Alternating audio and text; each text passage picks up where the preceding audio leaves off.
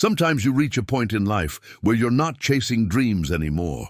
You're just looking for peace. That's all Theda Rusk wanted when she bought that old cabin in the Montana mountains. She was 68, widowed and tired of renting other people's walls. The cabin was cheap because it was a mess. Junk everywhere, broken furniture, decades of somebody else's life left behind. But when she started cleaning, she found something that made her hands shake. An old journal with her mother's name in it. A wooden box she remembered from childhood.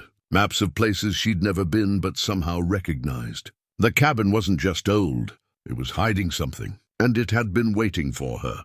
Before we continue, tell us where you're watching from, and subscribe. Tomorrow's chapter will surprise you. The drive up the mountain had taken 3 hours, and Theda's knuckles were white on the steering wheel by the time she reached the turnoff. The realtor's directions had been vague at best. Past the old lumber mill, take the unmarked road near the bent pine, and her truck's GPS had given up signal 2 miles back. But she'd found it. The cabin sat in a clearing surrounded by lodgepole pines, and even from a distance she could see it was worse than the photographs suggested. The roof sagged in the middle like a swayback horse. One window was boarded up, another cracked in a spiderweb pattern. The porch steps looked like they might collapse under her weight, and the entire structure leaned slightly to the left, as if the mountain itself was trying to shrug it off. Theda sat in the truck for a long moment, engine ticking as it cooled, and wondered what kind of desperate foolishness had possessed her to wire $8,000 to a stranger for this wreck. But she knew the answer. She'd been desperate. Not for the cabin specifically, but for something, anything, that was hers. Theda had spent 40 years guiding tourists through the Bitterroot National Forest, teaching city people how to read trail markers and avoid getting themselves killed in the wilderness. She knew these mountains the way other people knew their own neighborhoods. Every ridge, every stream, every treacherous switchback was mapped in her memory, but she'd never owned any of it. She'd lived in rental apartments in Missoula, small places with thin walls where she could hear her neighbors' televisions through the floor. When her husband Tom died 8 years ago, the loneliness had settled over her like a fog that never lifted. They'd never had children. It wasn't for lack of trying in those early years, but eventually they'd stopped talking about it and focused on building a life together. Tom had been a good man, steady and kind, and they'd had nearly 40 years before the cancer took him. After he was gone, Theda kept working, kept guiding, kept moving through the forest with groups of strangers who asked the same questions year after year. Where do bears hibernate? Is that poison ivy? How much farther to the summit? She answered patiently, smiled when they took their photos, and went home to empty rooms. 2 months ago, she'd retired. The younger guides threw her a party with cheap wine and a grocery store cake. They meant well, but Theda could see the relief in their eyes. She was 68, and while she could still out-hike most of them, she knew she was slowing down. Her knees ached on steep descents. She needed reading glasses for the trail maps. It was time, but retirement meant more empty hours in that apartment, more silence, more years stretching ahead with nothing to fill them. She had a sister in Florida they hadn't spoken to in 15 years, after an argument Theda could barely remember. A few distant cousins she'd lost touch with decades ago. No real friends beyond acquaintances from work. She was alone in a way that felt permanent. Then she'd seen the estate sale listing online. Mountain cabin, remote location, sold as is. The photographs showed a rough structure, but also showed the forest beyond it, the sweep of the mountains, the kind of isolation that called to something deep in her chest. The price was absurdly low. She'd called the number, spoken to a lawyer handling an estate, and made an offer over the phone. 3 weeks later, she had a deed with her name on it. Now, standing in front of the actual cabin, she wondered if she'd made a terrible mistake. Theda grabbed her backpack from the passenger seat and climbed out. The air was sharp with pine and cold, even though it was late June. At this elevation, snow could come as late as May and as early as September. The ground was soft with old needles, and somewhere nearby she could hear running water, a creek probably fed by snowmelt higher up. The porch steps groaned under her weight but held. The front door was unlocked, swollen in its frame from moisture. She had to put her shoulder against it to force it open. The smell hit her first. Mildew, rot dust, and something else. The particular scent of abandonment, of air that hadn't moved in years. She stood in the doorway and let her eyes adjust to the dimness. The main room was chaos. Furniture was piled haphazardly. A table with 2 legs missing leaned against a cracked leather sofa. Kitchen chairs were stacked on their sides, and boxes upon boxes filled every available space. Some had split open, spilling their contents across the floor. Old magazines, rusted tools, mason jars with unidentifiable contents, gone dark and mouldy. The walls were bare wood, water-stained and warped. A stone fireplace dominated one wall, its mantle thick with dust. To the left, a doorway led to what must have been a kitchen. To the right, a narrow hallway disappeared into darkness. Theda counted at least 3 rooms besides the main space, maybe more. She set her backpack down carefully on a clear spot near the door and walked slowly through the debris. Every step revealed more disaster. The kitchen had a rusted sink with a pump handle, no running water. The stove was an ancient wood-burning model, with the door hanging open, revealing ashes inside that might have been decades old. Cabinets stood open, their shelves lined with newspaper from the 1950s and mouse droppings.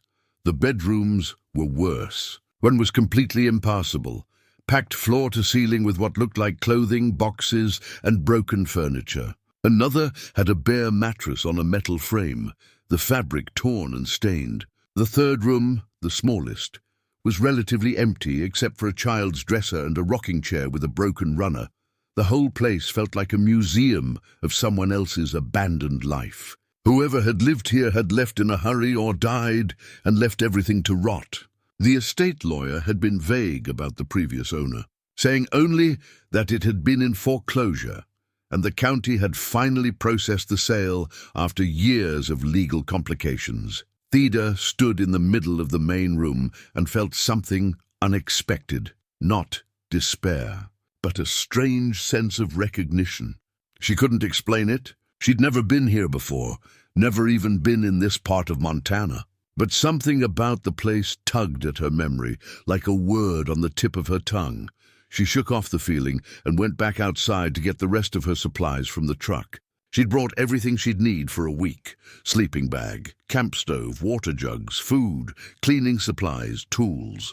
The cabin had electricity according to the deed, but she'd found the breaker box outside, and none of the switches worked. No power meant no lights, no heat, no water pump, even if the well still functioned. By the time she'd hauled everything inside, the sun was lowering behind the peaks, and the temperature was dropping fast. She set up her sleeping bag in the least cluttered corner of the main room, started a fire in the fireplace with wood she found stacked outside under a collapsed tarp, and heated a can of soup on her camp stove. She ate sitting on the stone hearth, watching shadows dance across the walls. The fire crackled and popped, and outside, the forest settled into its evening sounds: wind through the pines, the distant call of an owl, the creek's constant murmur. This was hers. This wreck, this disaster, this mountain of work. For the first time in 8 years, something belonged to her completely. Not a rental, not borrowed, hers. Theda washed her dishes with water from her jug, brushed her teeth, and crawled into her sleeping bag as the fire burned down to embers. She was exhausted from the drive and the altitude, but sleep didn't come immediately. She lay there in the darkness, listening to the cabin creak and settle around her, and tried to ignore the persistent feeling that she'd been here before. The next morning, she woke to grey light filtering through the dirty windows and her breath misting in the cold air. The fire had died completely. Theda rekindled it, made coffee on her camp stove, and stood on the porch watching the sunrise paint the mountain peaks pink and gold. A narrow dirt road led away from the cabin, winding down through the trees. She could see where it eventually connected to the main forest road she'd driven up yesterday. In the other direction, the forest pressed close, but there was what might have been an old trail heading up the slope. She spent the morning making a plan. First, assess the damage. Figure out what was structural and what was just cosmetic rot. Then start clearing out the junk room by room. Sort what might be salvageable or valuable, discard the rest. Once she could see what she was working with, she'd tackle repairs, roof first, then windows, then the internal systems. It was a daunting amount of work for one person, especially a 68-year-old woman with arthritis in her hands. But Theda had never been afraid of hard work. Besides, what else was she going to do with her time? She started with the main room, dragging boxes outside to sort through them in the daylight. Most contained junk, old clothes, moth-eaten and worthless, rusted kitchen implements, broken tools, newspapers that crumbled at her touch. But some things were interesting. A box of glass bottles in various colors. A collection of hand-forged nails, the kind blacksmiths made before everything was manufactured. A set of tin plates and cups that might clean up nicely. By lunch, she'd cleared enough space to actually walk through the room without climbing over obstacles. She made a sandwich, drank water from her jug, and rested her back against the porch railing. That's when she saw the neighbor. An old pickup truck came rattling up the road, and a man got out. He was maybe 75, built like a tree stump, wearing flannel and work boots. He walked with a slight limp, but moved with the confidence of someone who'd spent his life in these mountains. "Saw your truck," he called out. "Figured I'd introduce myself. Name's Hank Dawson. Live about 2 miles down the road." Theda stood and shook his offered hand. His grip was firm, his palm calloused. "Theda Rusk. Just bought this place." Hank looked at the cabin and let out a low whistle. "Bought it, huh? Well, you got your work cut out for you. Place has been empty as long as I can remember. 20 years, maybe more. You know anything about who lived here before?" "Not much. I moved up here in '89, and it was already abandoned then. Used to be a well-maintained property from what I heard. Bunch of cabins up here at one point, whole little community. But they cleared out long before my time. This is the last one standing, and just barely." Theda felt that strange tug of familiarity again. "A community? Like a town?" "Not exactly. More like, what do they call it? Intentional living. Bunch of folks who wanted to live off the grid, share resources, that kind of thing. This was back in the '50s, I think. Before my time, like I said. Old-timers in town used to talk about it, but not in a friendly way, if you catch my meaning." "Why not?" Hank shrugged. "Different times. People were suspicious of anything that seemed, I don't know, communist. That was the word they used. Folks living together, sharing property, talking about collective this and that. Made the townspeople nervous. From what I heard, there was some trouble that made everyone leave. But that's old history, and I don't know the details." They talked for a while longer. Hank offered to help if she needed heavy lifting, told her where to buy supplies in town, warned her that the road got impassable in winter and she'd need a real 4-wheel drive, not just all-wheel. He seemed kind, the way mountain people often were, once they decided you were all right. After he left, Theda went back to work, but her mind kept circling back to what he'd said. A community in the '50s. People who left because of trouble. That evening, exhausted and filthy, she was dragging a broken chair to her discard pile when something fell from between the seat cushion and the frame. It hit the floor with a light thump. Theda bent down and picked it up.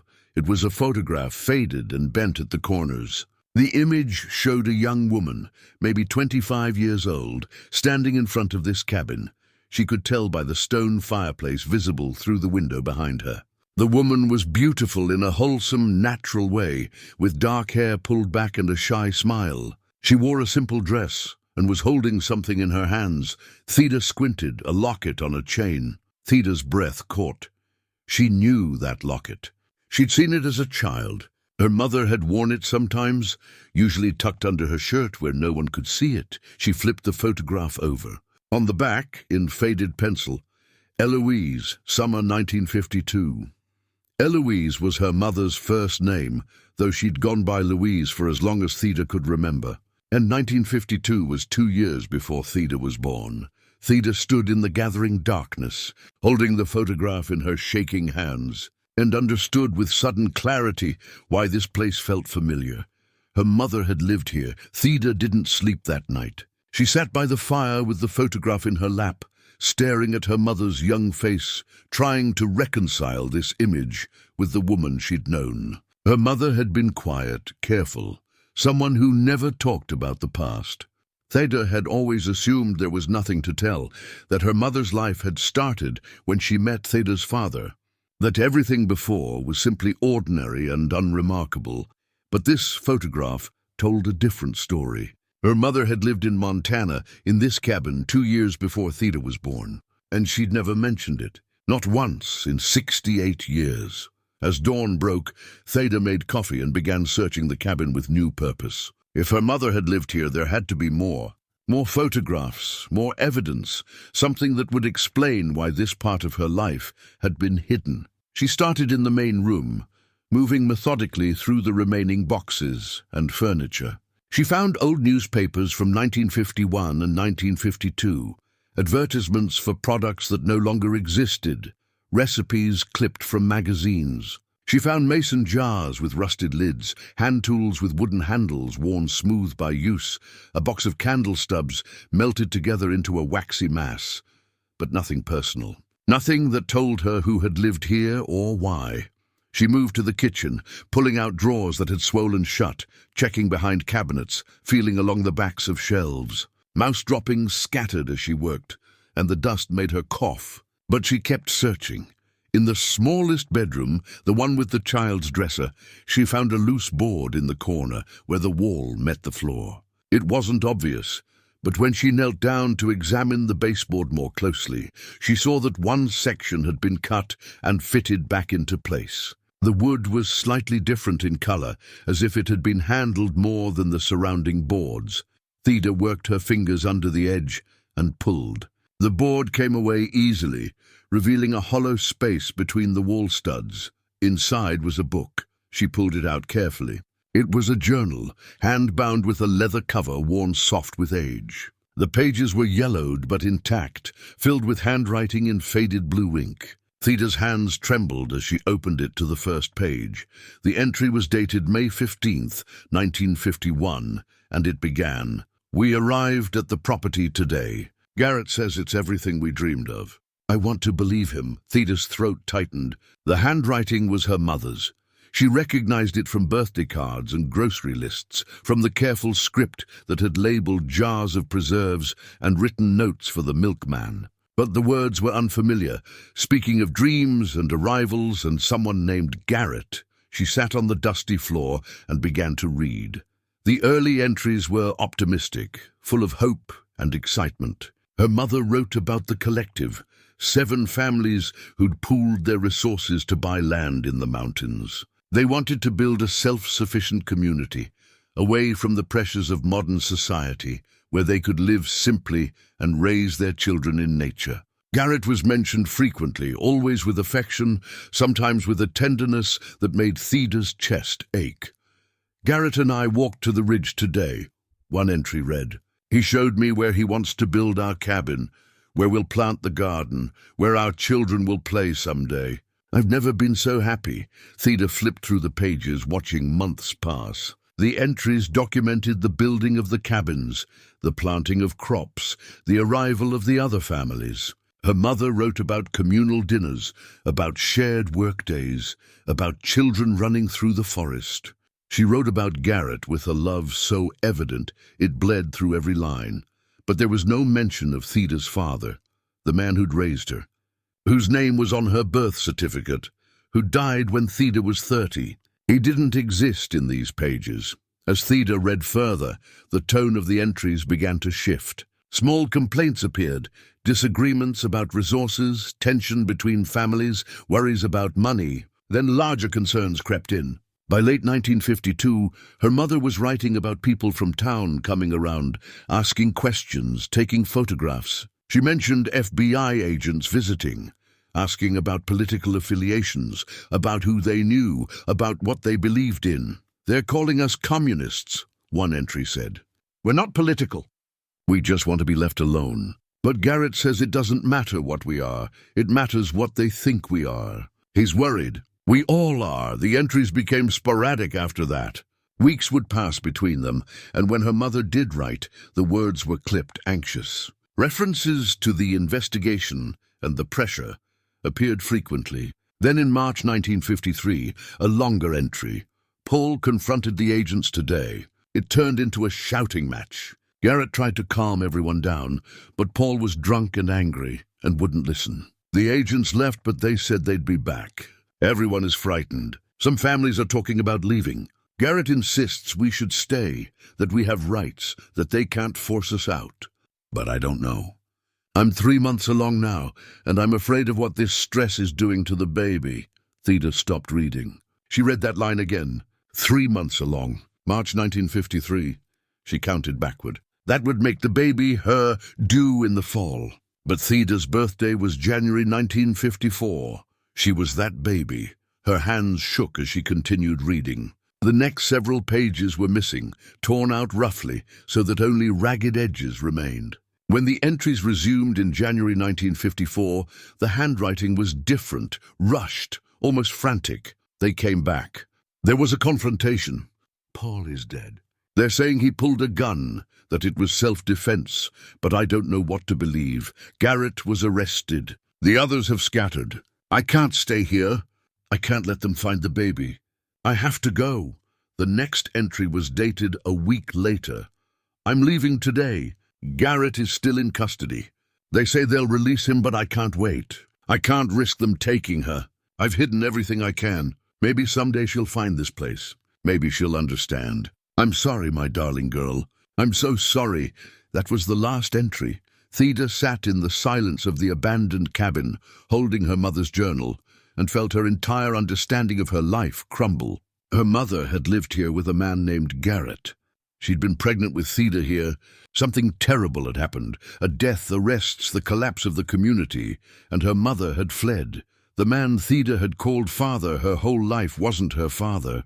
He was someone her mother had married later, someone who'd given Theda his name and never told her the truth. And Garrett, whoever he was, had been arrested. Had he gone to prison? Had he died? Theda looked around the cabin with new eyes. Her mother had walked these floors, had slept in one of these rooms, had been happy here, then terrified, then desperate enough to run, and she'd hidden this journal, perhaps hoping that one day Theda would find it. Outside, the sun was fully up now, the forest alive with morning sounds. But Theda couldn't hear any of it. She could only hear the echo of her mother's words in her mind. Maybe someday she'll find this place. She had found it. But finding it opened more questions than it answered. Who was Garrett? What had really happened in 1953 and 1954? Where had the other families gone? And most importantly, why had her mother spent Theda's entire life hiding this truth? Theda closed the journal carefully and held it against her chest. Her whole life, she thought she knew who she was. Theda Rusk, daughter of Louise and James Rusk, forest guide, widow, solitary woman at the end of a quiet life. But that wasn't the whole truth. She was someone else too. Someone born in crisis and carried away in the night. Someone whose real story had been buried in these mountains for 68 years.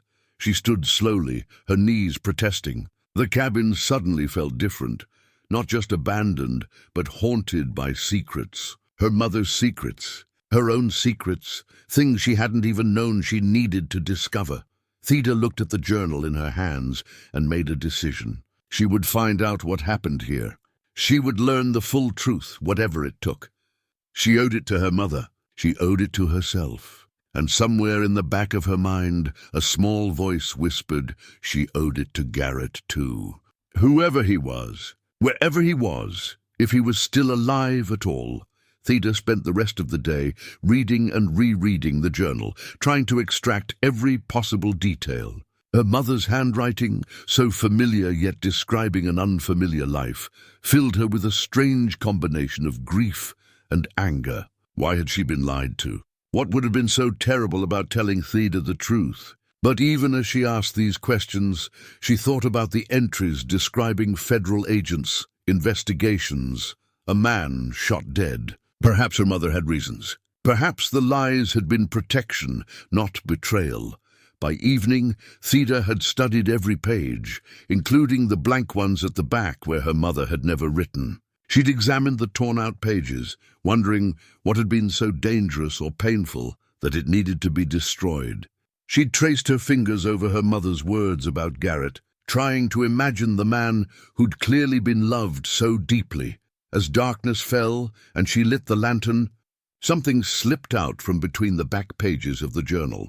It fluttered to the floor, and Theda bent to retrieve it. A map, hand-drawn on what looked like the back of an old envelope, the paper soft and worn at the creases. Theda smoothed it flat on her lap and studied it in the lamplight.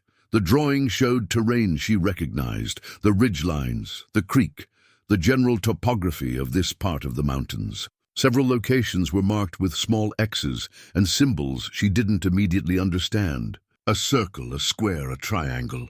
One location, marked with the circle, had been traced over so many times with the pencil that the paper was nearly worn through. Theda pulled out the topographical maps she'd brought with her and compared them. The hand-drawn map was crude but accurate.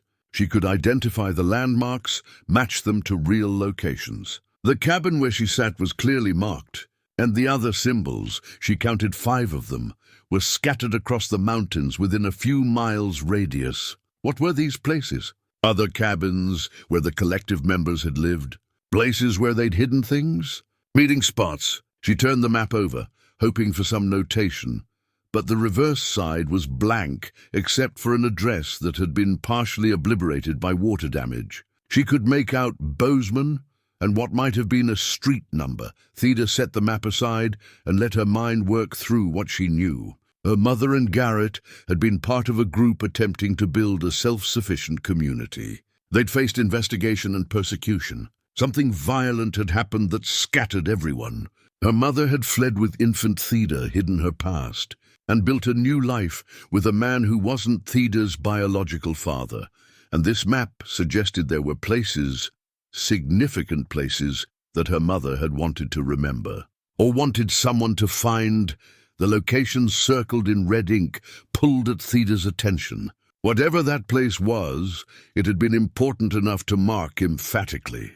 Important enough that her mother had kept this map hidden with her journal. Theda looked out the window at the darkness beyond. She was a forest guide. She'd spent 40 years reading maps and navigating terrain. If anyone could find these locations, it was her. And she had nothing but time now. No job, no obligations, no one waiting for her anywhere. The next morning dawned clear and cold. Theda ate a quick breakfast and prepared for a hike. She packed water, snacks, her first aid kit, compass, GPS unit, and both the hand-drawn map and her topographical maps. She dressed in layers. It was June, but at this elevation, weather could change fast. The location marked with the red circle was roughly 2 miles northeast, at a higher elevation. According to the terrain, she'd be climbing about 800 feet through forest, then crossing a meadow before reaching what looked like a rocky outcrop. Theda locked the cabin, more out of habit than necessity, since there was nothing worth stealing, and set out on the old trail she'd noticed her first day. It was overgrown, but still visible if you knew what to look for. Someone had cut this path deliberately years ago, and the forest hadn't completely reclaimed it yet. The morning air smelled of pine sap and damp earth. A raven called overhead, its cry echoing off the rocks. Theda moved carefully but steadily, testing her footing, using her hiking poles to distribute weight. Her knees ached a little, but no more than usual. She was grateful for all those years of guiding, for the conditioning that meant she could still do this at 68. As she climbed, she thought about her mother making this same journey. Had she walked this trail? Had Garrett walked beside her, pointing out birds or plants, planning their future? The forest was timeless in the way mountains were. The trees were different, grown taller, or fallen and rotted, but the bones of the land were the same. Her mother's footsteps had been here once. After an hour of steady climbing, Theda emerged from the tree line into an alpine meadow. Wildflowers dotted the grass, lupine and Indian paintbrush, columbine nodding in the breeze. The view opened up behind her, showing the valley below, the ribbon of the creek, the dark green of the forest spreading in all directions. She checked her position against the GPS and the map.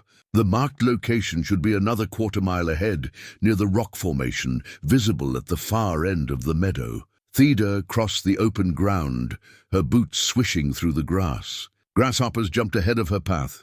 The sun was warm on her shoulders, and for a moment she felt something close to peace. Whatever secrets lay buried in her past, this was beautiful. This place her mother had loved was genuinely beautiful. The rock formation was a jumble of granite boulders, weathered and lichen-covered. Some were as large as cars, others smaller, all tumbled together as if a giant child had been playing with blocks. Theda circled the outcrop, looking for anything that might explain why this location was marked on the map. At first, she saw nothing unusual, just rocks and the scraggly pines that managed to grow in the thin soil.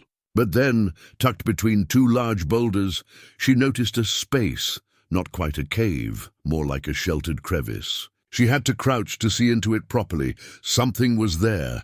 Theda pulled her flashlight from her pack and shone it into the darkness. The light revealed a metal box, green paint faded and rusted, tucked back against the rock where it would be protected from rain. Her heart was pounding as she reached in and pulled the box toward her. It was heavy, maybe a foot long and half as wide. The latch was rusted but not locked. She worked it carefully, not wanting to break it, until finally it gave way with a grinding sound.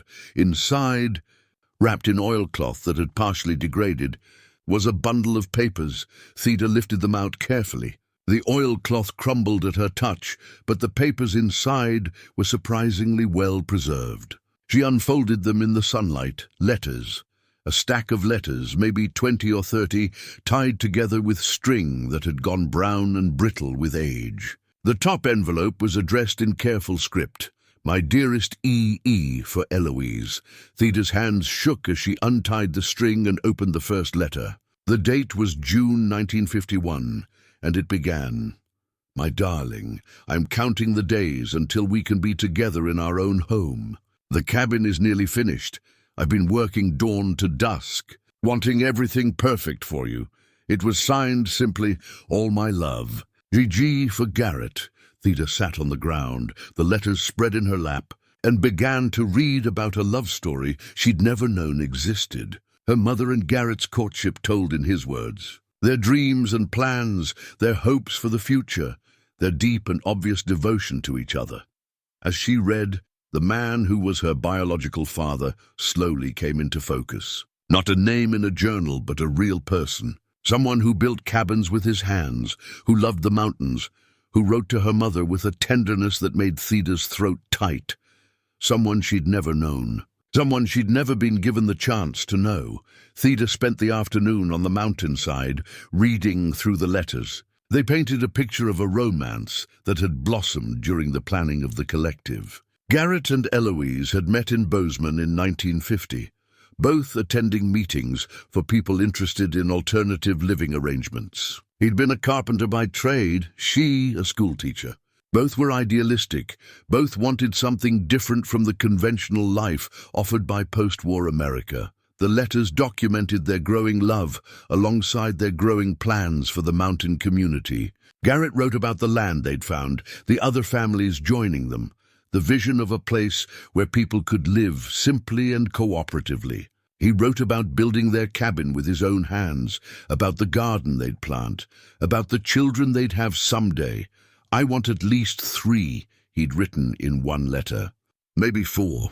Can you imagine them running wild through these mountains, learning from the land, growing up strong and free, away from all the noise and fear of the cities, away from the pressure to conform, to consume, to be afraid of everything different? Reading those words, Theda felt a deep ache. That future had never happened. Garrett had gotten one child, her, and then lost everything. The later letters showed the strain. By 1952, Garrett was writing less about dreams and more about practical concerns. Money was tighter than expected. The weather had been harsh. Some families were struggling with the isolation and the work. And then the investigation started. 2 men came by yesterday, one letter read. They said they were from the government, checking on reports of un-American activities. Can you believe it? We're growing vegetables and sharing resources, and somehow that's a threat to national security. I tried to be polite to answer their questions, but Paul lost his temper. I worry he's going to make things worse for all of us, Paul. The name from her mother's journal. The man who died. The final letter was dated December 1953. Garrett's handwriting was less careful, as if he'd written it in haste or distress. My love, I know you're frightened. I'm frightened too, but we can't let them drive us away from our home, from everything we've built. They have no legal grounds to force us out. Yes, Paul was foolish to confront them the way he did, but that doesn't give them the right to harass us. We have to stand firm. For our child, for the future we want. I love you. We'll get through this, G, but they hadn't gotten through it. Something had happened after this letter was written. Something that had ended with Paul dead and Garrett arrested, and her mother fleeing in the middle of the night with a newborn. Baby? Theda carefully returned the letters to the metal box and secured it back in its hiding place between the rocks. She'd come back for them later, but for now, she wanted them protected where they'd been safe for 70 years. As she hiked back down the mountain, her mind was churning with questions. The letters mentioned the collective and the others. There had been 7 families according to her mother's journal. What had happened to them? Had they all scattered after the confrontation? Were any of them still alive? And most pressingly, what had happened to Garrett? Her mother's last journal entry mentioned he'd been arrested. Had he been charged, convicted, released? The man who'd written those letters with such love and hope, where was he now? By the time Theda reached the cabin, it was late afternoon. She heated water for coffee and sat on the porch, watching the evening light slant through the pines. Tomorrow, she decided, she'd go into town. There had to be records, police reports, newspaper archives. Something that would tell her what had happened in 1953 and 1954. But tonight, she let herself simply sit with what she'd learned. Her mother had been deeply loved. Whatever had happened later, whatever lies had been told, that love had been real. Garrett had existed, had built this cabin, had wanted a life with Eloise and their children. He was her father in biology, but also in intention. He'd wanted her. He'd planned for her. And then, circumstances, history, politics, violence had stolen that future from all of them. Theda thought about the man who'd raised her, James Rusk. He'd been kind, if distant. A pharmacist who worked long hours and came home tired. He'd provided for them, never raised his voice, taught Theda how to ride a bike and how to drive. But there had always been a reserve to him, a sense that he was holding something back. Now she understood why. He'd been raising another man's child, keeping another man's secret. Had he known the full story, or had her mother only told him part of it? Had he resented Theda, or had he simply done his best with a complicated situation? He died of a heart attack when Theda was 30, dropping dead behind the pharmacy counter on an ordinary Tuesday. Her mother had grieved quietly the way she did everything. They'd buried him in Billings, where they'd lived. Theda had stood at the graveside feeling like she should cry more, feel more. But mostly, she'd felt numb and confused by her own lack of deeper emotion. Now she wondered if some part of her had always known he wasn't her father. Not in any conscious way, but in the subtle disconnect she'd always felt with him. The sense that they were related by obligation more than blood. The light faded from gold to purple to darkness. Theda went inside and lit the lantern, then pulled out the map again. 5 locations marked besides the cabin.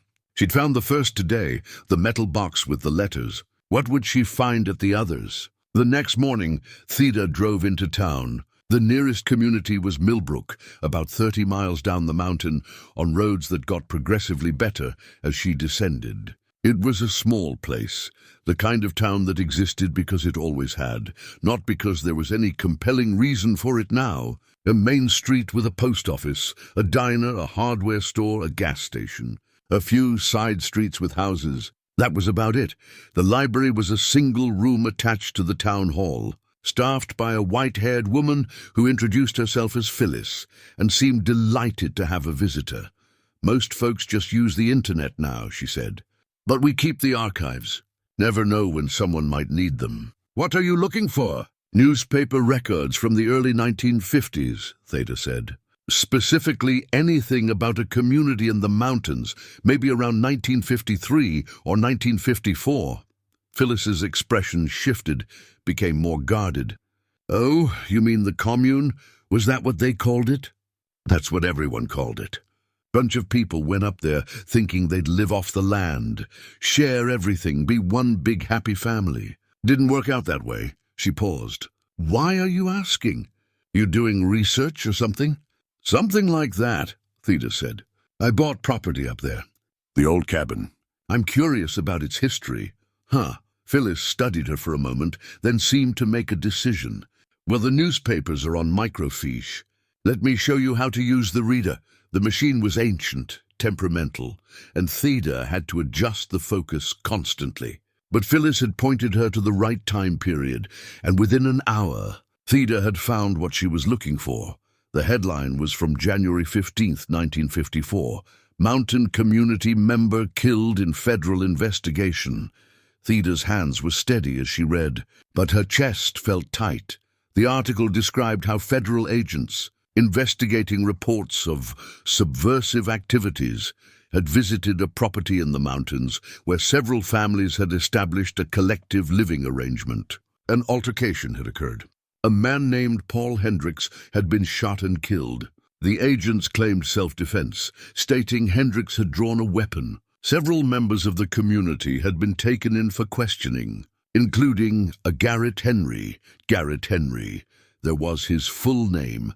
The article went on to say that most of those questioned had been released without charges, but the community had dissolved shortly after. No follow-up articles explained what happened to the people involved. Theda printed the article and kept searching. She found a few more references.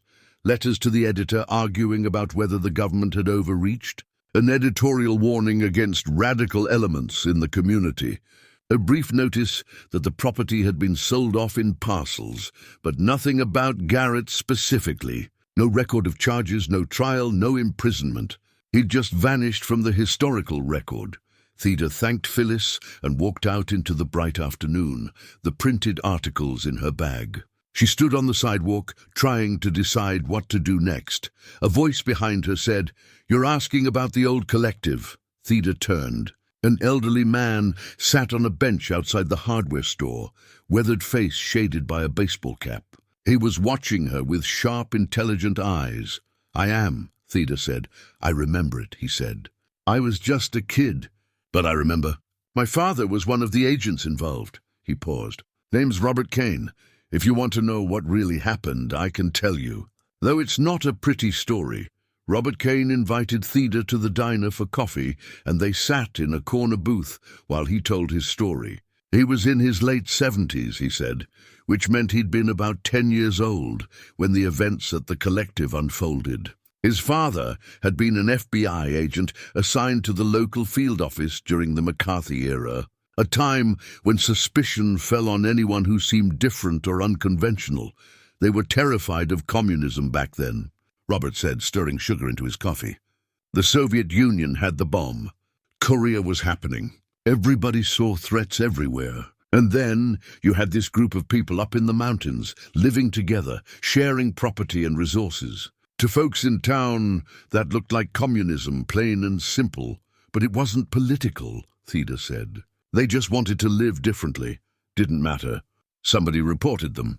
Said they were holding meetings, indoctrinating children, planning who knows what. My father didn't believe it, but he had orders. So he went up there several times, asking questions, trying to assess if there was any real threat.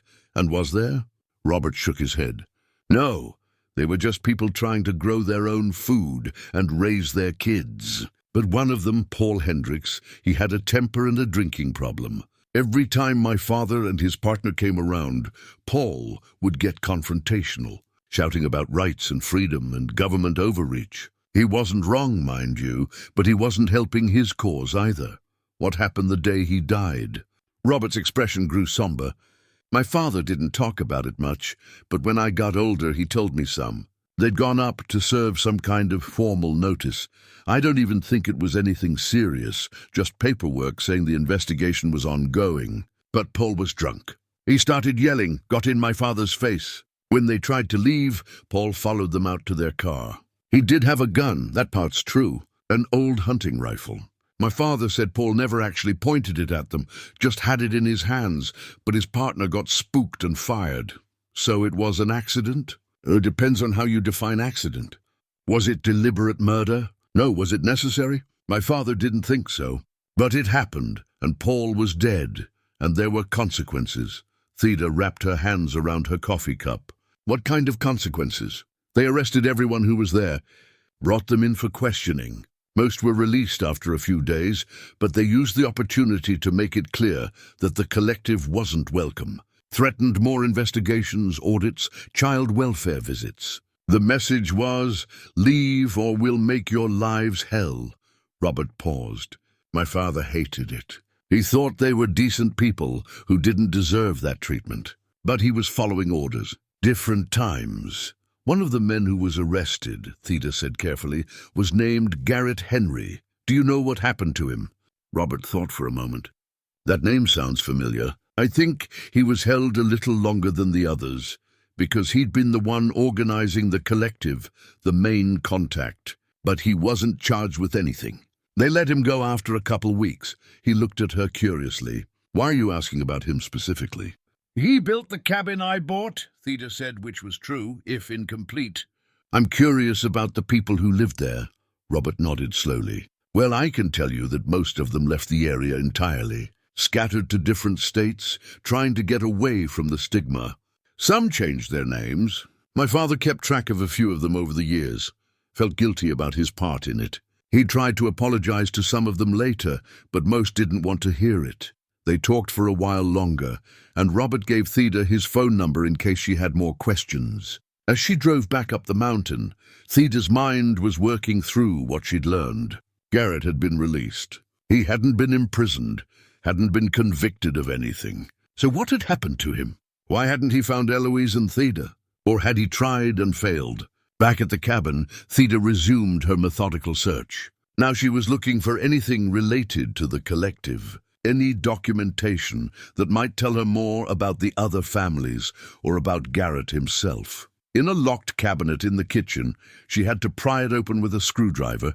She found a ledger book. It was the kind accountants used, with columns for dates and entries and amounts. The cover was water-stained, but the pages inside were mostly legible. The ledger documented the financial operations of the collective from 1949 through 1953. Each family had contributed money toward the land purchase and shared expenses. Their names were listed at the top of each column.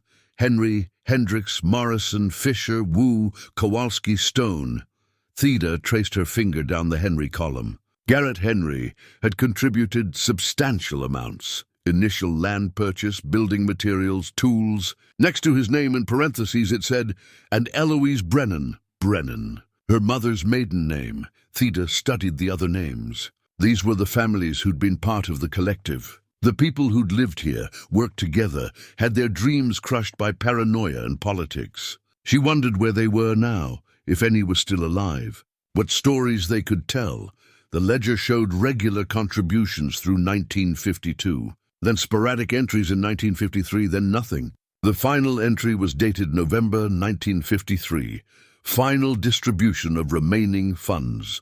Community disbanding. Theda closed the ledger and sat back. 7 families. 20, maybe 30 people total, including children. All of them scattered to the winds because they dared to live differently. She thought about her mother fleeing with infant Theda. Where had they gone first? How had Eloise supported herself? When had she met James Rusk and convinced him to marry her and raise another man's child? So many questions, and her mother was 10 years dead. There was no one to ask unless... Theda pulled out the ledger again and looked at the names. The other families. Some of them might still be alive. They'd be in their 80s or 90s now, but it was possible. If she could find them, they might remember Garrett. They might know what happened to him. She took a photograph of the ledger page with her phone, capturing all the names. Then she spent the evening searching online. Morrison was too common a name to be useful without more information. But Wu was less common, especially in Montana in the 1950s. Fisher, Kowalski, Stone, these she could work with. After 2 hours of searching, she found a possibility. An obituary from 2015 for Martin Fisher, who'd been a carpenter and homesteader in Montana before moving to Oregon in the 1950s. The obituary mentioned his wife Helen and their children. It also mentioned he'd been part of a communal living experiment in his youth. That had to be him. But he was dead, and his wife too, according to the obituary. However, it listed surviving children. 2 daughters and a son. Theda wrote down their names. Then she kept searching. She found a Linda Wu Chen, living in Seattle, who was the right age to be the daughter of the Wu family. She found a reference to a Thomas Kowalski, who'd written a memoir about growing up in various communities in the 1950s and 60s.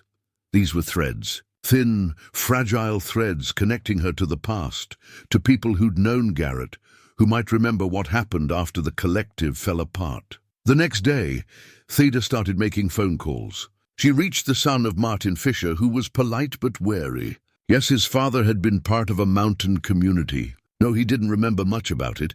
He'd been only 5 when they left. But he thought his older sister might remember more. He gave Theda her number.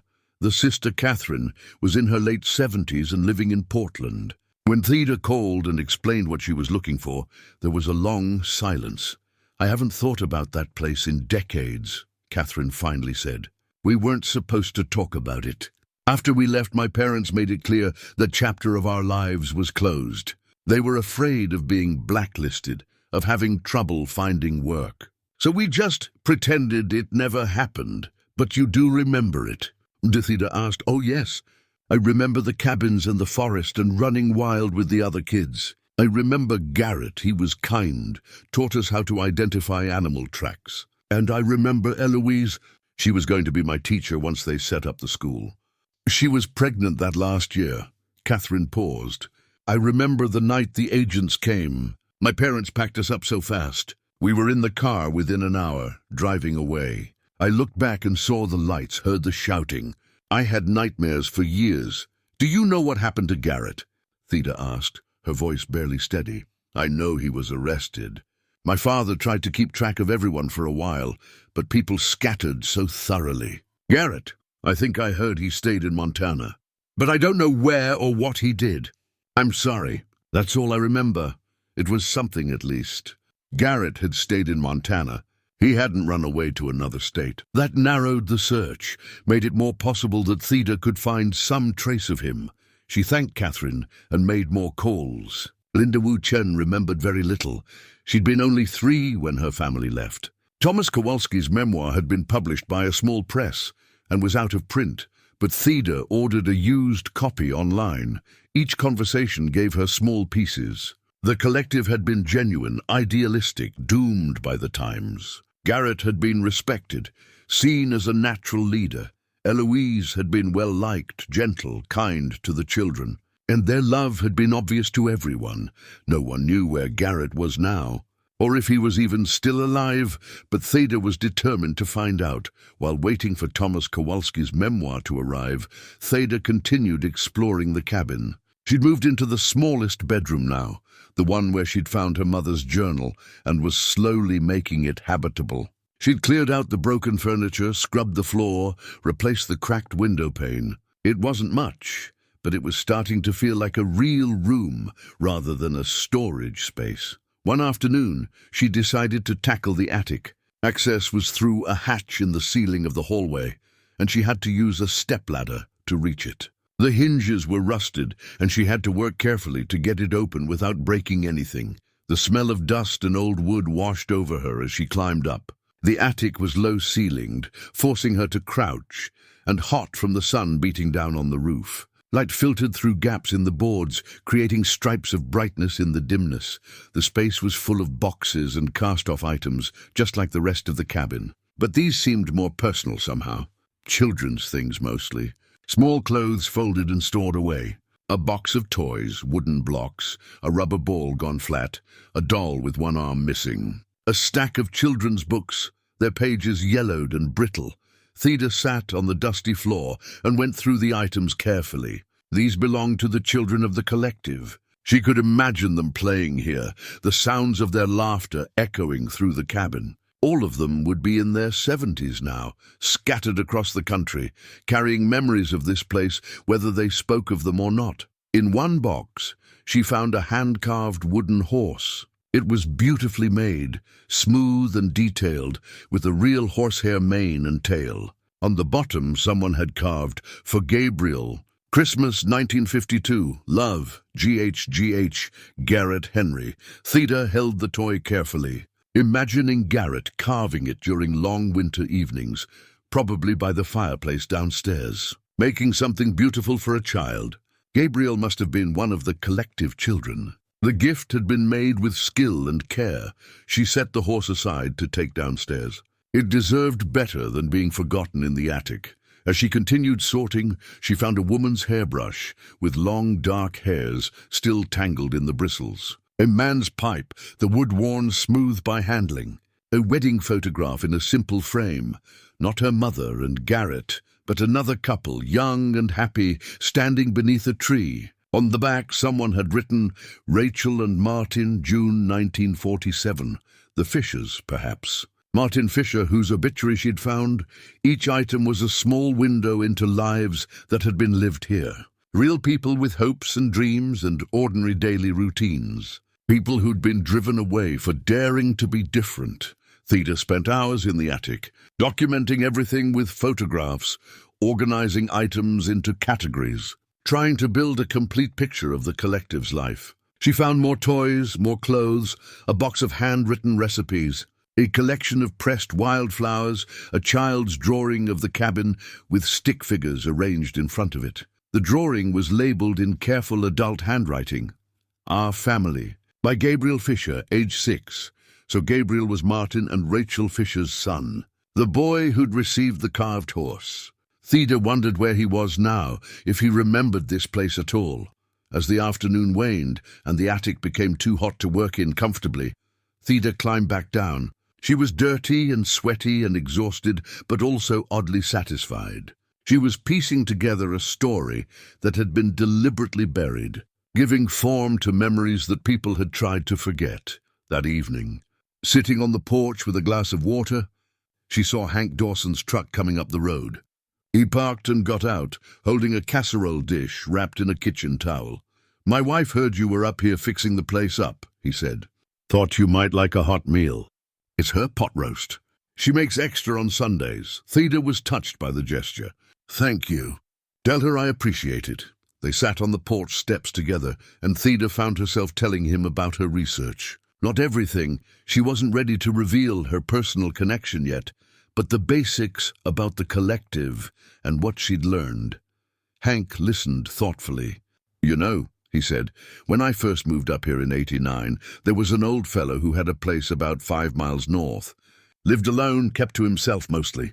I helped him with some repairs once or twice. He mentioned he'd been in the area a long time. Might have been here back in the 50s. Is he still around? Died about 10 years ago, but," Hank scratched his jaw, "his cabin is still there. Empty, far as I know. Might be something worth looking at if you're interested in the history." Theda felt a spark of interest. "Do you remember his name? Henry something? Henry Garrett, maybe? Or Garrett Henry?" "I'm not good with names." Theda's heart stopped. "Garrett Henry?" "Yeah, that sounds right." "Why, you know him." He was... Theda had to stop and take a breath. "He was one of the founders of the collective. I've been trying to find out what happened to him." Hank looked surprised. "Huh? Small world." "Well, like I said, he died maybe 10 years back. Lived alone all those years. I always thought he was waiting for something, but he never said what. Where is the cabin?" "I can show you. It's not far, but the road's rough. Need 4-wheel drive to get there." They made plans to go the next morning. After Hank left, Theda sat in the growing darkness, her mind reeling. Garrett had lived 5 miles away. For decades, he'd stayed close to the original cabin, close to the place where he and Eloise had built their dreams. He'd been waiting. Hank had said he seemed to be waiting. Had he been waiting for Eloise to come back? For Theda? And he'd died 10 years ago, never knowing that Theda would eventually find this place, would discover the truth. She felt a grief so sharp it took her breath away. She'd been so close. If she'd found the cabin sooner, if she'd retired earlier, if circumstances had been just slightly different, she might have met him, might have known her father, but she'd been too late. Theda went inside and found the carved wooden horse she'd brought down from the attic. She held it in her hands, feeling the smooth wood, the careful details. This was made by her father's hands. This was proof that he'd existed, that he'd been skilled and caring and present in this place.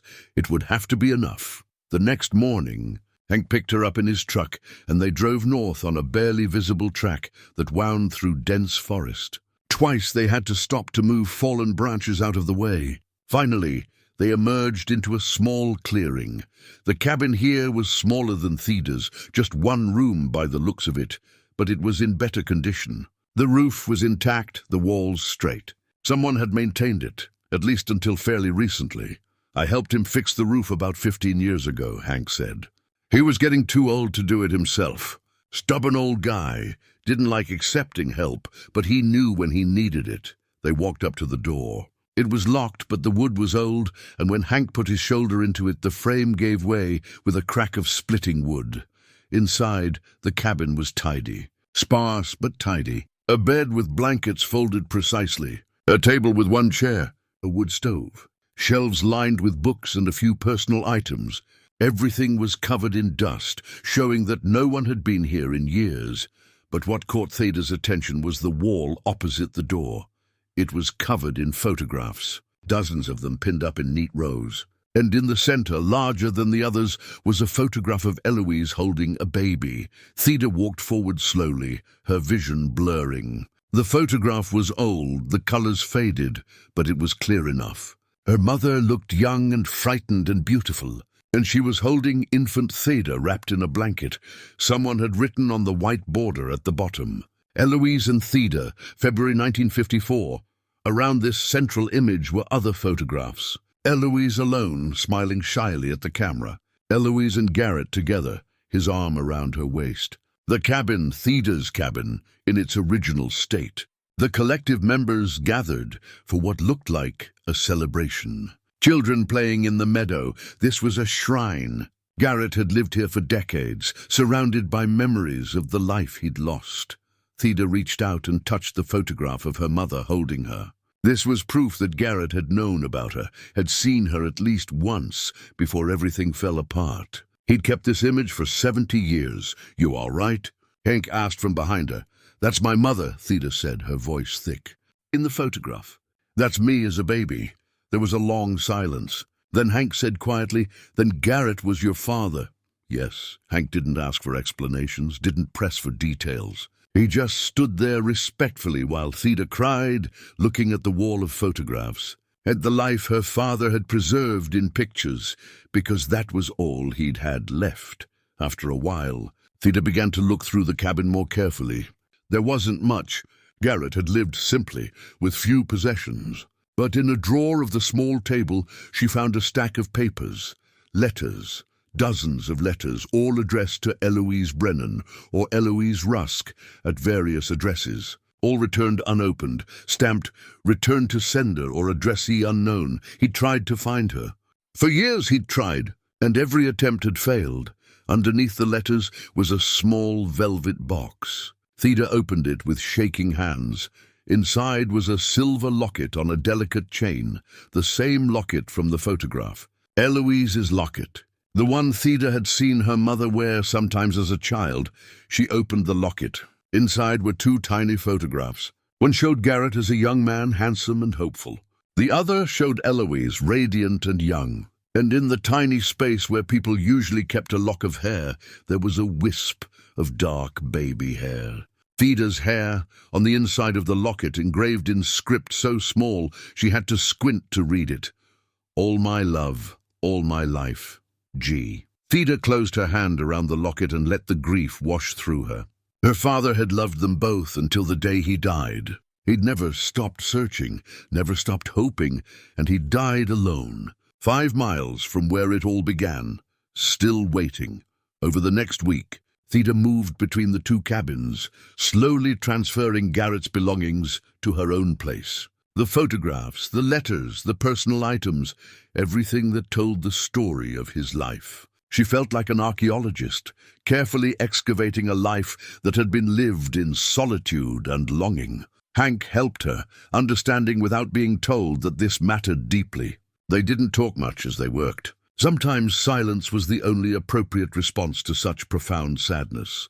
Thomas Kowalski's memoir arrived, and Theda read it in one sitting. He'd been 7 years old when the collective disbanded, and his memories were fragmented but vivid.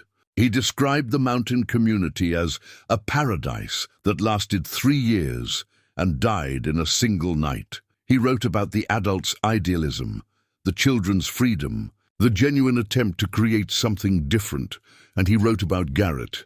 Garrett Henry was the kind of man children gravitated toward. He was patient and kind, and he treated us like we mattered. When my father decided we had to leave, I cried. I wanted to stay with Garrett and Eloise in their cabin. I didn't understand why we were running away.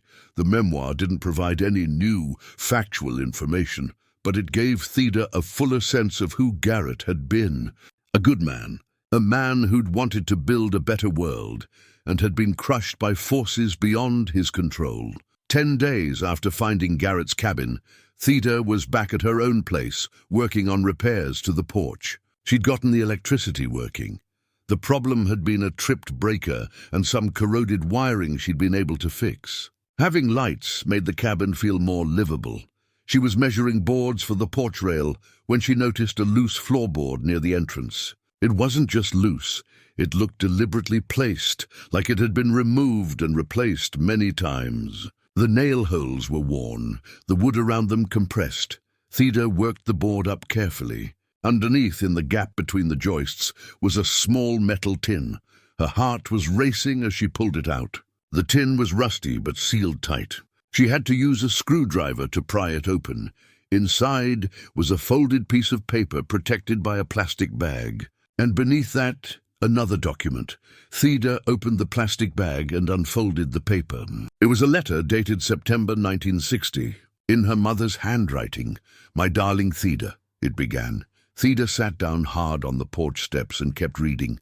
"If you're reading this, then you've found your way back to the cabin. I always wondered if you would.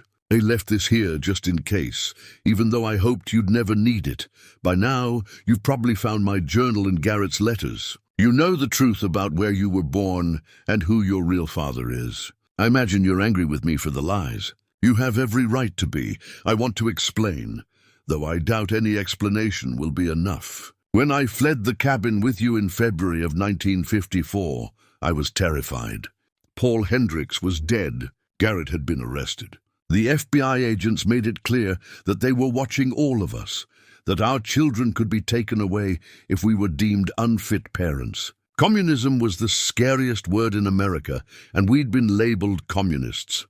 I couldn't let them take you. That fear overwhelmed everything else, so I ran. I changed my name, moved to Oregon, found work as a seamstress. And when I met James Rusk a year later and he offered to marry me, to give you his name and a stable home, I accepted. James knew you weren't his. He knew I was running from something, but he was a good man who wanted a family, and he asked no questions. We built a life together, a quiet life, and you grew up safe and normal and free from all the stigma that would have followed you otherwise. Garrett tried to find us. I know he did. I saw his letters sometimes, forwarded from old addresses. I never opened them. I couldn't. Opening them would have meant acknowledging that I'd abandoned him, that I'd taken his daughter and disappeared. It would have meant risking everything I'd built to keep you safe. I know it was cruel. I know it was selfish. But I was young and scared, and I thought I was protecting you. By the time I was old enough and secure enough to reconsider, too much time had passed. How could I explain to a 10-year-old, a 20-year-old, a 40-year-old, that everything she'd been told was a lie? So I kept the secret. I wore the locket Garrett gave me, hidden under my clothes where no one could see it. I thought about him every day. I loved him until the day I died.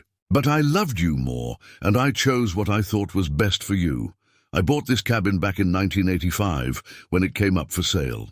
I used money I'd saved secretly, kept it in my maiden name so James wouldn't know. I paid the taxes on it for years, never told anyone. I fixed it up enough that it wouldn't collapse, then let it sit. I wanted you to have it someday, though I never found the courage to tell you about it directly. The lawyer handling my estate has instructions to reach out to you after I'm gone. By then, you'll be old enough to understand, I hope. Old enough to forgive me, maybe. Everything I did for love. That doesn't make it right, but it's the truth. I hope you can find Garrett. I hope he's still alive and you can meet him. Tell him I never stopped loving him. Tell him I'm sorry. All my love, always. Your mother, Eloise. Theda read the letter 3 times, tears streaming down her face. Her mother had bought the cabin back, had kept it all those years, paying taxes on it, maintaining it just enough. Had arranged for Theda to inherit it after she died, but Eloise had died in 2015. Theda hadn't gotten any information about a cabin. The estate had been simple, a small amount of money, some personal possessions, nothing else. She looked at the second document in the tin. It was a deed dated 1985 for this property, made out to Eloise Brennan, her mother's maiden name. And beneath that, a will also in her mother's maiden name, leaving the property to my daughter Theda Louise Rusk. But the lawyer who'd handled her mother's estate in 2015 had been working from a different will, the one in the name of Eloise Rusk. This second will, this hidden will, had never been found. Until now, Theda understood what had happened. Her mother had set up this elaborate plan, buying the cabin secretly, creating a will in her maiden name, hiding these documents. But something had gone wrong. Maybe the lawyer she'd arranged to contact Theda had retired or died. Maybe the documents had been lost in bureaucratic shuffle. Whatever the reason, the plan had failed. The cabin had eventually gone to foreclosure for unpaid taxes. The county had sold it in an estate sale. And Theda, not knowing any of this, had bought it by random chance. Or maybe not so random. Maybe some part of her, some deep instinct, had recognized something in those estate sale photographs, had felt pulled toward this place that was connected to her by blood and history. She looked at the deed in her hands. This property was hers twice over, once by her mother's intention, once by her own choice. Theda stood up, still holding the letter, and walked into the cabin. She looked around at the space she'd been slowly reclaiming. The cleared rooms, the repaired windows, the functioning electricity. She'd been restoring this place without knowing it was meant to be hers all along. Her mother had tried to give her this gift, this connection to her past, had tried to give her the truth, even if only after death. But the gift had gotten lost in time and legal complications, and Garrett had lived just 5 miles away, dying in 2015, the same year as Eloise. Theda did the math. He'd been 94. Her mother had been 86. They'd both died that year, probably within months of each other, both still carrying their secrets. Both alone. Theda walked to the wall where she'd hung the photographs from Garrett's cabin. Her mother and father, young and in love. The collective families, smiling in the sunshine. The cabin as it had been, new and full of promise. She touched the photograph of herself as a baby, held in her mother's arms. That baby had grown up not knowing where she came from. Had lived 68 years believing a lie. But the lie had been told from love, misguided perhaps, but genuine. Her mother had written, "Everything I did for love." Theda understood that now. Eloise had made choices, some good, some terrible, but all of them trying to protect her daughter. And Garrett had spent his life trying to find them, never giving up, never moving on. 3 lives shaped by one moment of violence and fear. 3 lives that could have been so different, but this was the life Theda had been given. And standing in this cabin, surrounded by the evidence of her true history, she made a choice of her own. She would honor both of them. She would finish restoring this cabin that her father built and her mother tried to preserve. She would tell their story, not let it be forgotten. She would create something here, not a memorial exactly, but a continuation, a proof that their love had mattered, that their dreams hadn't been completely crushed. She would make this place a home again. Not for a collective, not for a family, just for herself. But that was enough. She was their legacy, the product of their love. And she was still here, still fighting, still refusing to let the past win. Theda folded her mother's letter carefully and placed it back in the tin with the deed and will. These were precious documents now, proof of intention and love. She'd keep them safe. Outside, the sun was setting behind the mountains, painting the sky in shades of amber and rose. The forest was settling into its evening quiet. And Theda Rusk, 68 years old and finally home, stood on the porch of her father's cabin and let herself cry for everything that had been lost and everything that remained. The work on the cabin intensified as winter approached. October in the mountains meant snow could come any time, and there was still so much to do. The plumber worked on installing new pipes and connecting the well to a proper water system. The electrician upgraded the wiring and installed a new breaker panel. Theda worked alongside them when she could, learning, asking questions, getting her hands dirty. She'd never been afraid of physical labor, but this was different from guiding tourists through the forest. This was creating something permanent. Every nail she drove, every board she sanded, every wall she painted was an act of reclamation. She was taking back the years that had been stolen from her family, making them count for something. In mid-October, she got a call from Catherine Fisher, the woman whose father had been part of the collective. "I've been thinking about our conversation," Catherine said, "and I talked to my brother. We have some things that belong to our parents from that time. Photographs, a few letters. We thought you might want them." "I absolutely would," Theda said. Catherine mailed her a package that arrived a week later. Inside were black and white photographs that showed the collective in its heyday. Group shots of all 7 families gathered for some celebration. Individual portraits, children playing, the gardens in full growth, the cabins when they were new, and among them, a photograph of Garrett and Eloise on their wedding day. They stood on the porch of the cabin, Theda's cabin, both dressed simply, both beaming with happiness. Behind them, the other collective members were visible, celebrating with them. Theda had the photograph enlarged and framed. She hung it above the fireplace in the place of honor. Her parents, young and hopeful, on the threshold of the life they'd planned to build together. By late October, the major repairs were done. The cabin had a solid roof, functioning plumbing, updated electricity, and insulated walls. It was warm and dry and safe. Theda had also installed a wood stove in the main room, supplementing the fireplace, ensuring she'd stay warm through the brutal mountain winter. She'd furnished the place simply. A bed, a table and chairs, bookshelves, a comfortable chair for reading. She'd kept some of the original furniture after repairing it, the rocking chair from the small bedroom, now with a new runner, the handmade table that had been buried under junk. These pieces connected her to the cabin's history. On November 1st, the first real snow came. Theda woke to a world transformed, everything covered in white, the silence that only snow brings. She made coffee and stood on the porch, watching the flakes drift down through the pines. This was her home now, officially, completely, undeniably. She'd transferred the deed from her mother's name to her own, consolidated the ownership, made everything legal and clear. The cabin that Garrett had built, that Eloise had tried to preserve, was now Theda's in every way. She spent the snowed-in days working on the interior. She'd found old photographs of the cabin's original layout and was trying to restore it as closely as possible. The kitchen where her mother had cooked, the bedroom where she'd slept, the main room where the collective had gathered for meetings and meals. One afternoon, sorting through the journals she'd found, the collective members' daily records, Theda discovered an entry from her mother dated December 1953.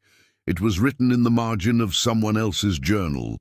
A note added quickly, "I felt the baby move today for the first time." Garrett put his hand on my belly and his face lit up. "Whatever happens, whatever comes, we had this moment. We had this joy." Theda closed her eyes, imagining that moment. Her father's hand on her mother's pregnant belly, feeling Theda move for the first time. That connection, that joy before everything fell apart. She thought about the life she'd lived, the person she'd become. She'd grown up with a different father, in a different place, with no knowledge of this history. But she'd still become someone who loved the mountains, who chose solitude and nature over cities and crowds. Was that genetics? Environment both? She'd never know what kind of person she would have been if Garrett had raised her. That version of Theda had been erased by history and fear. But this version, the one who'd lived 68 years before finding the truth, she was real and whole and worthy. The snow kept falling. Theda kept working. She painted the bedroom walls a soft cream color. She refinished the wooden floors, bringing out the grain Garrett had sanded smooth 70 years ago.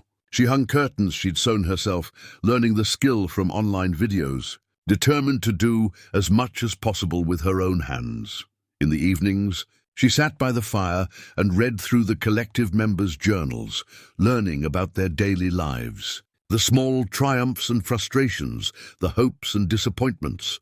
They'd been ordinary people trying to do something extraordinary, and they'd been crushed by forces too large for them to resist. But they'd existed. They'd tried, and now someone knew their story. Theda had started writing it down, creating her own journal that documented everything she'd learned. The history of the collective, the story of Garrett and Eloise, the trail of discoveries that had led her here. Maybe someday someone else would read it. Maybe not. Either way, the story would be preserved. The snow fell for 3 days straight. When it finally stopped, the world outside was transformed. Deep drifts covered everything, and the trees bowed under the weight of white.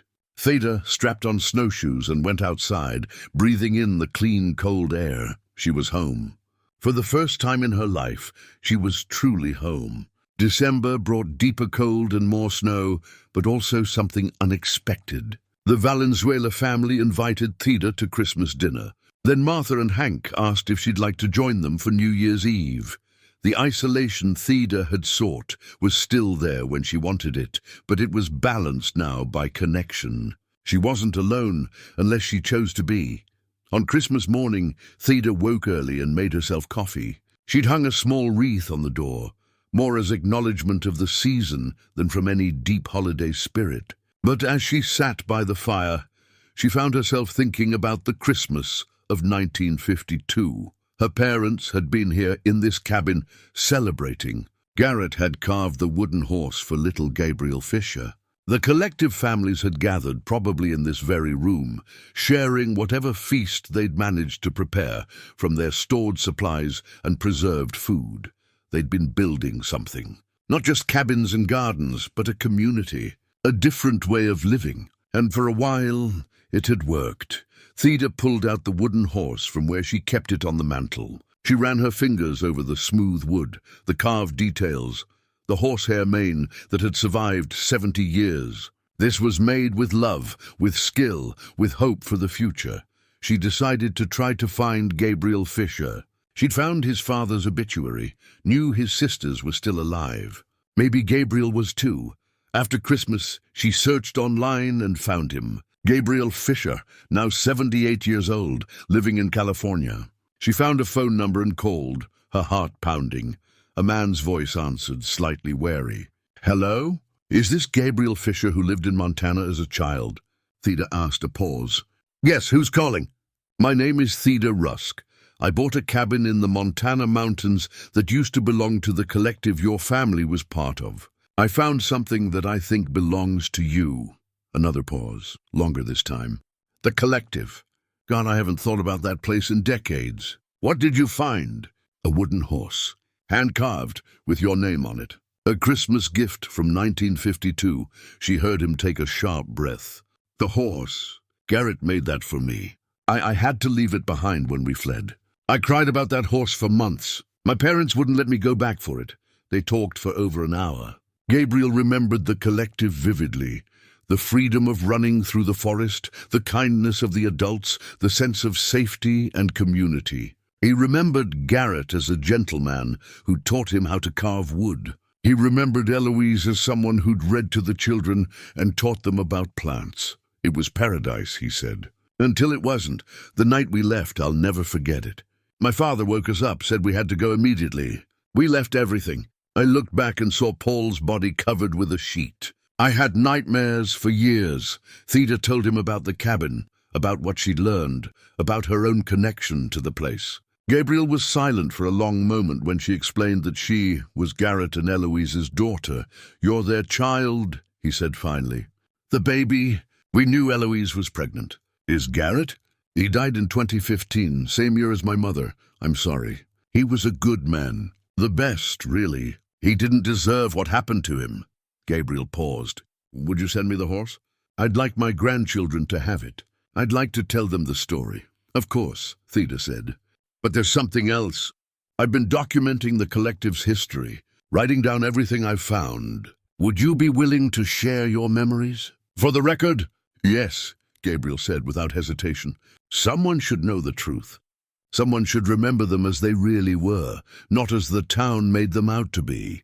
Over the following weeks, Theda conducted interviews with Gabriel and with Catherine Fisher. She found Linda Wu-Chen's contact information and called her, though Linda's memories were fragmentary. She tracked down descendants of other collective members, piecing together the full story from multiple perspectives. She created a document, part history, in part memorial, that told the story of 7 families who'd tried to build something different, who'd been destroyed by paranoia and politics, but who'd been real people with genuine dreams. She included photographs, copies of journals, transcriptions of the letters. She documented what had happened to each family after they scattered. Some had thrived, building new lives elsewhere. Others had struggled, never quite recovering from the trauma, and she wrote about her parents, about their love, their separation, their parallel lives lived in longing, about how they'd both died the same year, never reuniting, but also never truly apart. January brought the deepest cold Theda had experienced. Temperatures dropped below zero, and she stayed inside mostly, working on her documentation, reading by the fire, living quietly in the home her father had built. One morning, she looked at the calendar and realized it was January 10th, her birthday. She was 69 years old. She'd been born in this cabin, in that small bedroom in the middle of winter 70 years ago. Her father had held her. Her mother had nursed her. For a few weeks, before everything collapsed, they'd been a family. Theda walked into that bedroom, her bedroom now, and stood in the middle of the room. I'm here, she said aloud. I came back. I found my way home. And for the first time since this whole journey began, she felt a sense of completion. Not closure exactly, some wounds never fully closed, but completion. A circle finished, a story told. She was Theda Rusk, daughter of Garrett Henry and Eloise Brennan. She was 69 years old. She was home and she was at peace.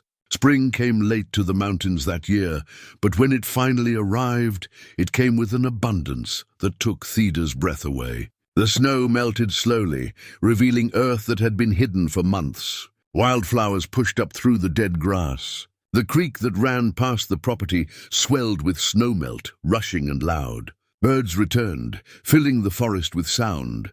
Theda had survived her first mountain winter.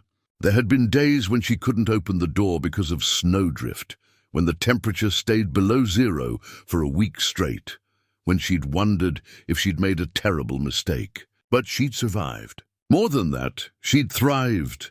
In April, she began working on the garden. She'd found her mother's old garden plot behind the cabin, now overgrown, but still visible if you knew what to look for. Theda cleared it, enriched the soil, and planted the seeds she'd found, those 70-year-old heirloom varieties that somehow, miraculously, still sprouted tomatoes, beans, squash, the same vegetables her parents had grown. Not all the seeds germinated, but enough did.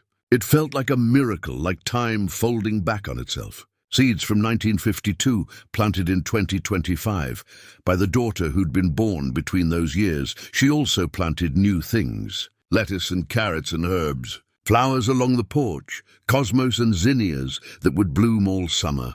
She was building on what came before, but also creating something new, her own version of the dream.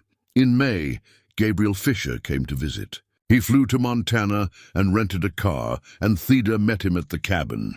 He was an older man now, white-haired and moving carefully, but his eyes lit up when he saw the place.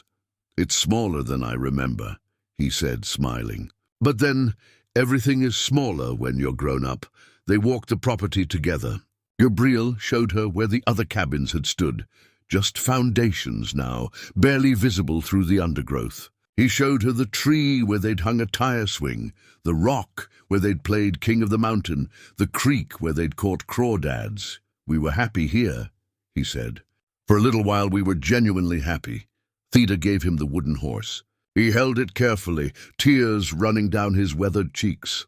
"Garrett made this with his hands. I remember watching him carve it. He told me it was magic, that it would carry me on adventures." He looked at Theda. "He would be so proud of what you've done here." "Proud of you." Gabriel stayed for 3 days. They talked for hours, sharing memories, his of the collective, hers of her mother in later years. They filled in gaps in each other's knowledge, building a more complete picture of what had happened and why. On his last evening, they sat on the porch and watched the sunset. "You know what I think?" Gabriel said. "I think this place was meant to be found. Your mother bought it back, tried to give it to you. That didn't work, but you found it anyway. That's not accident. That's, I don't know, fate maybe. Some things are meant to be, even if they take 70 years to happen." After Gabriel left, Theda sat with his words. Fate. She'd never been someone who believed in destiny or meant to be, but she couldn't deny that the chain of events that had brought her here felt extraordinary. The odds of finding this particular cabin, of choosing to buy it, of discovering its connection to her, those odds were astronomical. Maybe it was fate. Or maybe it was just that she'd been ready to find what she needed when she needed to find it. Throughout the summer, other visitors came. Catherine Fisher and her husband drove up for a weekend. Linda Wuchen made the trip from Seattle with her daughter. They walked the land, shared stories, took photographs. They'd all been children when the collective ended, but they carried memories. And they were grateful that someone was preserving the history, making sure it wasn't forgotten. Theda finished her documentation in August. She'd created a comprehensive history of the collective, complete with photographs, interviews, copies of documents. She sent copies to everyone who'd contributed, and she submitted a copy to the Montana Historical Society. This wasn't just her family's story. It was a piece of regional history, an example of how McCarthyism had destroyed lives in small, personal ways. She also had a marker made and placed at Garrett's grave. It now read, "Garrett Henry, 1920-2015, beloved father of Theda, builder, dreamer, keeper of faith, reunited in memory. Her mother was buried in Billings, hundreds of miles away. Theda visited the grave and placed flowers there and told her mother that she understood now, that she forgave, that she'd found Garrett's love preserved in every board of the cabin he'd built. As September arrived and the aspen trees began turning gold, Theda stood on her porch with a cup of coffee and looked at what she'd created. The cabin was fully restored, warm and weatherproof, and beautiful. The garden had produced an abundance of vegetables. Her pantry was stocked for winter. She'd made friends, built connections, become part of the mountain community. This was home. Not the place she'd been born, not exactly. That was long gone, buried under 70 years of history and change. But this was the place she'd been meant to return to, the place that completed the circle of her life. She thought about her parents often. Garrett building this cabin with his own hands, believing in a future he'd never see. Eloise fleeing with infant Theda, choosing what she thought was safety over love. Both of them living out their years separately, carrying the weight of what had been lost. Their story had been tragic, but it didn't end in tragedy. It ended here, with their daughter standing in the doorway of the home they'd made, living the life they'd dreamed of, preserving their memory and their love. Some things were meant to be found, Theda thought, but only by those who were ready to find them. It had taken her 68 years to be ready, to be old enough, wise enough, brave enough to face the truth, but she'd made it. She was here, and she was home. The sun set behind the mountains, painting the sky in shades of purple and gold. Theda finished her coffee, went inside, and began preparing dinner. Tomorrow she'd work in the garden. The day after, she'd hike to the ridge. She had years ahead of her, years to live in this place, to honor her parents' memory, to be who she was always meant to be. She was Theda Henry Rusk, though she'd never known the Henry part until now. She was a daughter, finally connected to her true history. She was a mountain woman living where she belonged, and she was at peace with all of it. The lies and the truth, the loss and the finding, the past and the present, all woven together into one complete life.